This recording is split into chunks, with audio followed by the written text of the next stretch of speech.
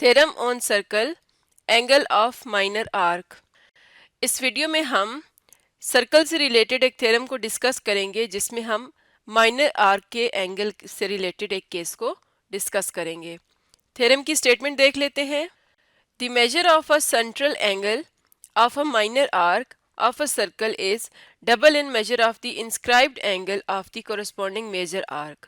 हम जानते हैं कि अगर किसी सर्कल को हम आर्क्स में डिवाइड करें, जैसे कि हम यहाँ पर दो पॉइंट्स ले लेते हैं, एक ये पॉइंट और एक ये पॉइंट, तो इन दोनों पॉइंट्स के दरमियान में जो सर्कमफ्रेंस का पार्ट है इसे हम माइनर आर्क कहते हैं, और जो लॉन्गर पार्ट है सर्कमफ्रेंस का इसे हम मेजर आर्क कहते हैं।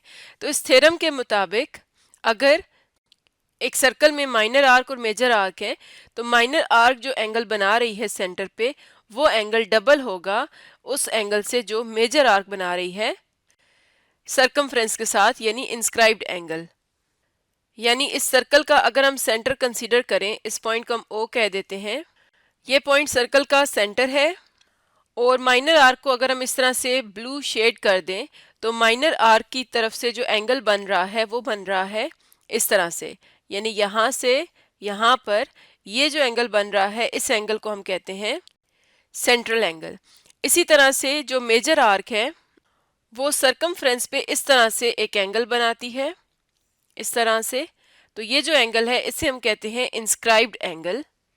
तो थ्योरम की स्टेटमेंट के मुताबिक माइनर आर्क का जो एंगल है वो मेजरमेंट में डबल होगा मेजर आर्क के इंस्क्राइब्ड एंगल से, यानी ये जो एंगल है वो इस एंगल से मेजरमेंट में डबल होगा। ये चीज़ हमने प्रूव करनी है।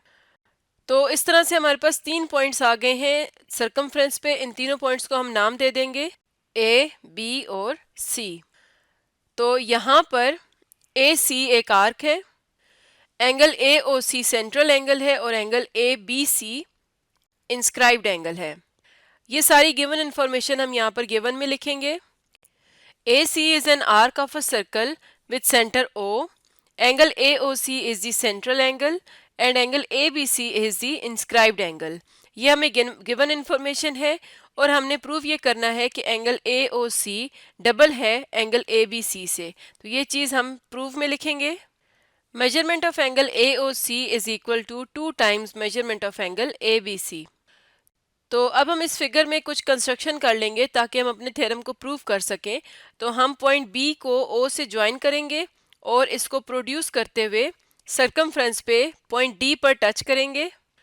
तो इस तरह से हमारे पास डिफरेंट एंगल्स बन जाएंगे। इस एंगल को हम एंगल 1 कह देंगे, ये एंगल 2, एंगल 3, एंगल 4, एंगल 5 और एंगल 6।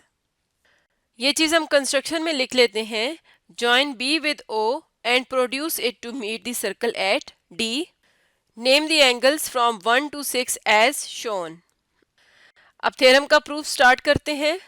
तो इस तरह से हम एक टेबल बना लेंगे जिसमें हम स्टेटमेंट्स और रीजंस को लिखेंगे। तो अगर हम फिगर में देखें तो हमने पॉइंट ओ से सर्कमफ्रेंस को 3 पॉइंट से टच किया हुआ है, ओ से ए, ओ से बी और ओ से सी। और जैसा कि ओ सर्कल का सेंटर है तो इसका मतलब है कि ओ से ए तक सर्कल का रेडियस होगा। इसी तरह ओ से बी भी सर्कल का रेडियस है और ओ से सी भी सर्कल का रेडियस है। इसका मतलब है ओ ए, ओ बी और ओ सी की लेंथ आपस में बराबर होगी। तो अगर हम ट्राइंगल ओ ए बी को देखें तो ये एक आइसोसेलेस ट्राइंगल बनती है जिसमें दो साइड्स बराबर हैं। तो दो साइड्स के ऑपोजिट एंगल्स भी आपस में बराबर होंगे, यानी साइड ओ ए के सामने वाला एंगल 3 और साइड ओ बी के सामने वाला एंगल 1 आपस में बराबर होंगे। तो यहाँ पर हम लिखेंगे measurement of angle 1 is equal to measurement of angle 3, और रीजन लिखेंगे angles opposite to equal sides in triangle O A B. तो ये जो हमारे पास इक्वेशन बन गई है इसे हम इक्वेशन नंबर 1 कह देंगे। इसी तरह से ट्राइंगल ओ बी सी में अगर हम देखें तो एंगल 2 और एंगल 4 भी आपस में बराबर होंगे, क्योंकि वो भी एक आइसोसेलेस ट्राइंगल में इक्वल साइड्स के ऑपोजिट एंगल्स हैं। तो यहाँ पर हम लिखेंगे measurement of angle 2 is equal to measurement of angle 4, और रीजन लिख देंगे angles opposite to equal sides in triangle O B C. हम जानते हैं कि किसी भी ट्राइंगल का जो एक्सटर्नल एंगल होता है वो ऑपोजिट दोनों इंटरनल एंगल्स के सम के बराबर होता है। जैसे अगर हम ट्रायंगल OAB को देखें तो इसका एक्सटर्नल एंगल है 5 और 5 के इंटरनल ऑपोजिट एंगल्स हैं 1 और 3। तो हम यहाँ से लिख सकते हैं measurement of angle 5 is equal to measurement of angle 1 plus measurement of angle 3। इसी तरह ट्रायंगल OBC में एंगल 6 इक्वल होगा एंगल 2 और एंगल 4 के सम के। तो हम यहाँ पर लिखेंगे measurement of angle 6 is equal to measurement of angle 2 plus measurement of angle 4। तो इन दोनों इक्वेशंस के लिए हम रीजन लिखेंगे। External angle is the sum of internal opposite angles. इन चारों इक्वेशंस को हम नाम दे देंगे। जैसे अगर ये इक्वेशन 1 है तो ये इक्वेशन 2, इक्वेशन नंबर 3, इक्वेशन 4। तो ये हमारे पास 4 इक्वेशंस बन गई।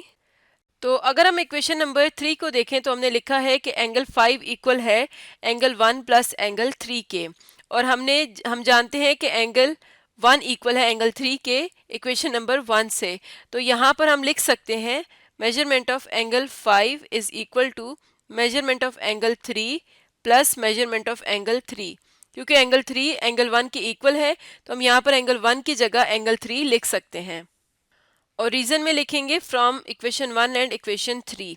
तो इसलिए हम यहाँ पर लिख सकते हैं कि एंगल 5 इक्वल है 2 टाइम्स मेजरमेंट ऑफ एंगल 3 के। इस इक्वेशन को हम इक्वेशन नंबर 5 कह देते हैं। इसी तरह से हमने इक्वेशन नंबर 4 में कहा था कि एंगल 6 इक्वल है एंगल 2 और 4 के सम के, और जैसा कि हम इक्वेशन 2 में ये बात कर चुके हैं कि एंगल 4 एंगल 2 के इक्वल है, तो इसलिए हम यहाँ पर लिख सकते हैं measurement of angle 6 is equal to measurement of angle 4 plus measurement of angle 4। Reason में लिखेंगे फ्रॉम इक्वेशन 2 एंड इक्वेशन 4। तो इसलिए हम यहाँ पर लिख सकते हैं measurement of angle 6 is equal to 2 times measurement of angle 4। इस इक्वेशन को हम इक्वेशन नंबर 6 कह देते हैं। तो इक्वेशन 5 में हमने ये बात कही है कि एंगल 5 एंगल 3 से डबल है, इसी तरह एंगल 6 एंगल 4 से डबल है। तो अगर हम डायग्राम में देखें तो एंगल 5 इस एंगल से डबल है, इसी तरह एंगल 6 एंगल 4 से डबल है। तो अगर हम एंगल 5 और 6 को ऐड कर दें इनका सम, तो वो एंगल 3 और एंगल 4 के सम के बराबर होगा। यानी हम यहाँ पर लिख सकते हैं इक्वेशन 5 और 6 को ऐड करके, तो हम लिखेंगे measurement of angle 5 plus measurement of angle 6 is equal to 2 times measurement of angle 3 plus 2 times measurement of angle 4। इसकी रीजन लिख देंगे एडिंग इक्वेशन 5 एंड 6। तो एंगल 5 और 6 के सम को देखा जाए तो ये कौन सा एंगल बनता है? एंगल 5 और 6 का जो सम है वो बनता है एंगल AOC। तो हम यहाँ पर लिखेंगे एंगल 5 और 6 के सम की जगह हम लिख सकते हैं measurement of angle AOC is equal to, यहाँ से अगर हम 2 कॉमन ले लें तो हम लिख सकते हैं 2 times measurement of angle 3 plus measurement of angle 4। और एंगल 3 और 4 का अगर हम सम देखें डायग्राम से तो एंगल 3 और 4 का सम क्या बनता है? Angle ABC। तो इसका मतलब है कि एंगल 3 और 4 की सम की जगह हम लिख सकते हैं एंगल ABC। तो हम यहाँ पर लिखेंगे measurement of angle AOC is equal to 2 times measurement of angle ABC। और यही चीज़ हमने प्रूफ करनी थी कि एंगल AOC 2 टाइम्स है ABC के, यानी ABC से डबल है। तो इस तरह से हमने देखा कि अगर हमारे पास किसी सर्कल में एक आर्क है तो जो माइनर आर्क है उसका एंगल मेजर आर्क के इंस्क्राइब्ड एंगल से डबल होता है। तो आज का हमारा टॉपिक था theorem on circle angle of minor arc.